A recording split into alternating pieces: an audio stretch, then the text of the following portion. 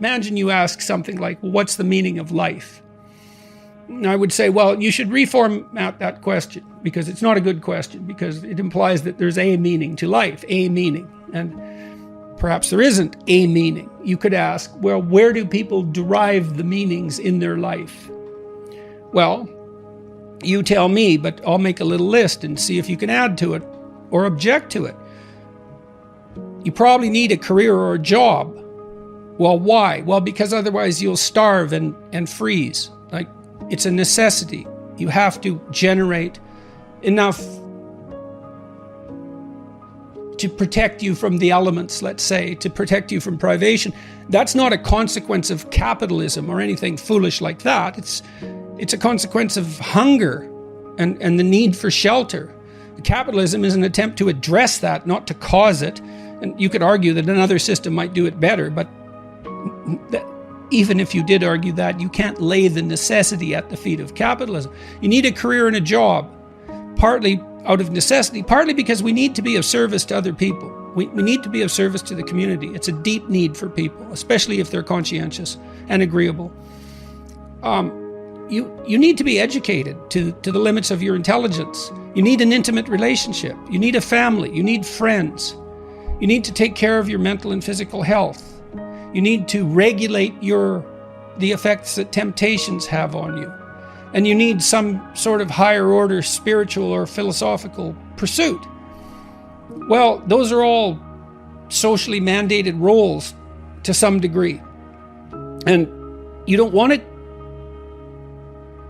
demolish them because you're left with nothing. Having nothing is not a good place. It's not freedom. That's foolish to think that. Freedom is the ability to choose between jobs, let's say, not to choose whether or not you have a job. When I was younger, when I was 10 or 12, I used to think that being an adult meant doing whatever you want. It's only when I got older that I realized being an adult actually means having responsibility. A sign of maturity isn't doing whatever you want whenever you feel like it. It's having obligations and responsibilities toward other people. You just made a case for identity as social responsibility and duty. That's a lot different than identity as felt sense. I mean, it's just not helpful to have your identity be your felt sense because it doesn't buy you anything. And you pointed out that for you, there's some peace in fulfilling your roles properly. So you have a number of games which you chose to some degree voluntarily, but which are also socially structured. You find satisfaction and freedom from anxiety in playing out those roles properly. And that is what people are like. And demolishing those roles, criticizing them as purely oppressive, let's say, is not helpful because it leaves nothing. And that's a terrible state for people to find themselves in, to have nothing. You're very fortunate if you're constrained by a number of functional roles. It's what everybody needs. I mean, some people need less of that than others. If you're highly open in your personality, so fundamentally creative, and you're low in conscientiousness, so you don't like order, you don't need order, well, a little bit of structure goes a long way, but there aren't many people like that who are highly functional. It's also extraordinarily difficult to make your way in the world as a spontaneously creative person. It's very difficult to monetize that. Some people do it extraordinarily well. They're geniuses. Even they're very rarely economically successful. Belief is what you stake your actions on. Well, and there's choice in it too, and that's faith, I suppose. So, for example, faith isn't the decision to believe things that are preposterous. And there's a substantial amount of confusion about that, I would say, in the religious community and in the non-religious community. So, for example, you can decide that it's better to tell the truth than not to. And it's a decision because you're not basing your action on your observations of the outcome of the actions that stem from that decision. You've decided to look at things in a certain way. So I could say, I've decided to do what I can to say what I believe to be true, because I have decided that, to believe that, to assume that, to have faith in the proposition that there's no better way forward than the truth, no matter what it looks like. And that's the thing. That's why the decision of faith is necessary, because it gives you a particular angle on the evidence. You know, maybe I say something I believe to be true and I get in trouble. And then I might say, well, the fact that I got in trouble indicates that saying what's true it wasn't the right thing to do. It's like, no, not necessarily. It might be that saying what I believe to be true was the right thing to do despite the proximal outcome. You have to make decisions about how you're going to interpret the facts. You have to make decisions about that. Those are decisions of faith. And so then you decide what you have faith in. Well, here's some things that I would like to have faith in if I could manage it, if I could be strong enough to manage it, let's say. I'd like to assume that existence is worthwhile and that we should all work for its furtherance and its benefit.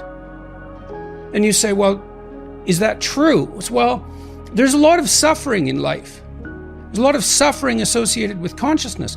You could make the case that there's so much suffering that the whole game is suspect. And that's a valid claim, but it's not a claim I want to make. So I'm not going to live out that claim. I'm going to try to live out the alternate claim. All things considered, I think that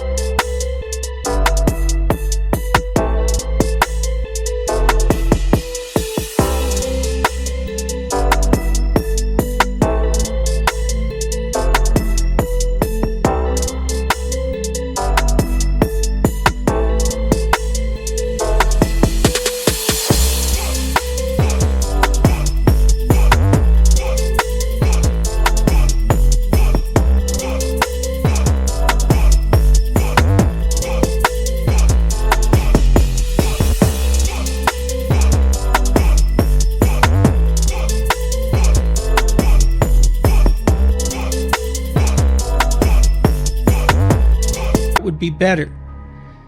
You could say, well, you're justified in altering falsehoods if it's expedient. That's why people lie, and people do lie, and so obviously they believe that to some degree because otherwise they wouldn't lie. But you could decide that you're not going to do that because that's wrong. Well, that's not so much an observation as a proposition. I'm going to live my life as if that's wrong. And I've derived both of those principles, let's say, the wish for the furtherance of being and the idea that truth is redemptive. Those are fundamental Judeo-Christian propositions, maybe the most fundamental Judeo-Christian propositions. They seem to me to be valid, or valid enough to stake my life on. And that's the decision of faith. What are you going to stake your life on? That's manifested in action.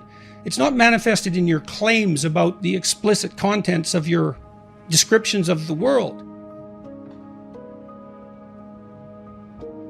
This ideal does lurk in our structure.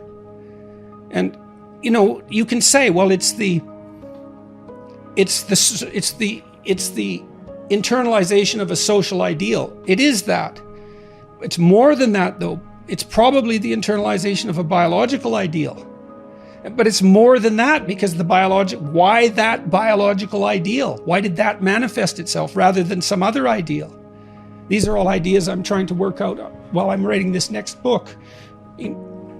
See, well, I can give you a bit of a prodrome of that. Men, roughly speaking, gather together in groups to accomplish tasks they regard as significant, important. And they vote among themselves, so to speak, as to who they'll elevate to a position of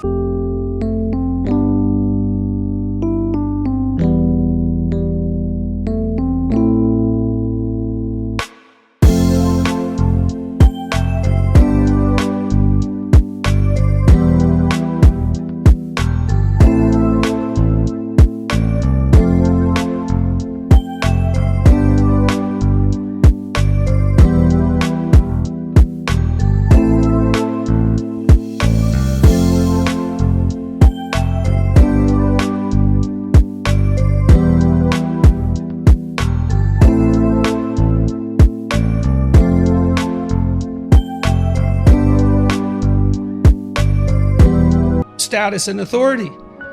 The men are constantly getting together, deciding amongst themselves who they're going to hoist up on their shoulders and carry cheering out of the stadium. And women peel from the top of that. And so the men vote on the best men and the women select them. And that's our evolutionary history. That's sexual selection. We're participating in the joint creation of an ideal that's negotiated between the sexes.